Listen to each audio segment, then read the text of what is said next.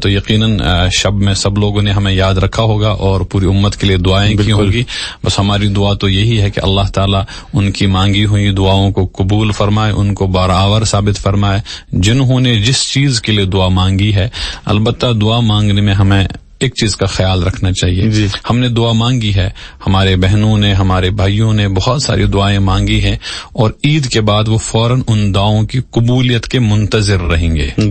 مثلا کسی نے ہم سفر کی دعا مانگی, کسی نے روزگار کی دعا مانگی, کسی نے شفا یابی کی دعا مانگی. کو یاد رکھنا چاہیے ہر دعا قبول ہوتی ہے, صرف بد دعائیں قبول نہیں ہوتی ہے. جب آپ بد دعا کسی کے لیے کرتے ہیں, ظلم کی دعا کرتے ہیں, تو وہ قبول نہیں, باقی سب دعائیں قبول ہوتی ہے. لیکن دعائیں قبول ہونے کا مطلب کیا ہے؟ دعائیں قبول ہونے کے مطلب کے متعلق احادیث پہ جب ہم غور کرتے ہیں تو اس میں ہمیں 3 درجے مل جاتے ہیں. پہلا درجہ مل جاتا ہے کہ جو آپ نے مانگا وہ مل گیا, تو امید اس کی بھی رکھنی چاہیے جو میں نے مانگا وہ مجھے مل جائے گا.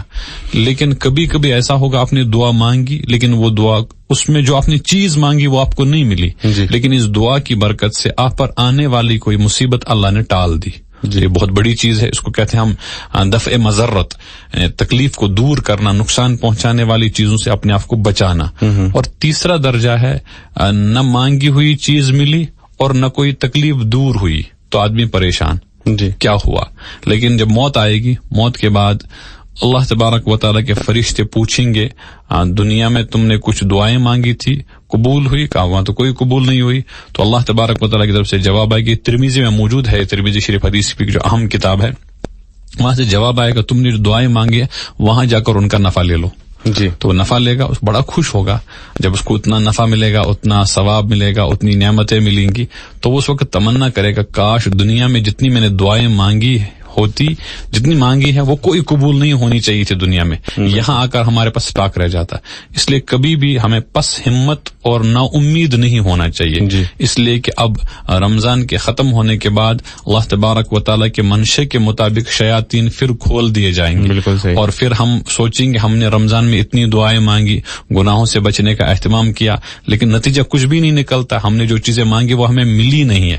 دیکھیے گھبرانا نہیں چاہیے, اطمینان رکھنا چاہیے.